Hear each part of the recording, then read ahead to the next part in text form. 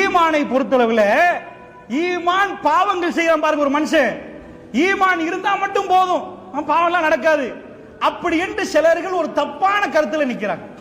நன்றாக புரிஞ்சுக்கோங்க. ஆதம் அலைஹிஸ்ஸலாத்துக்கு ஈமான் இல்லாமையா அல்லாஹ் வேணான்னு உடனே அந்த மரத்திட்ட போய் மரத்துக்கிட்ட அவர் போனாரு, ஈமான் இல்லாம போனாரா? கலக்து பியதி, என் கரத்தால் நான் படைத்தேன் என்கிறான் அல்லாஹ்.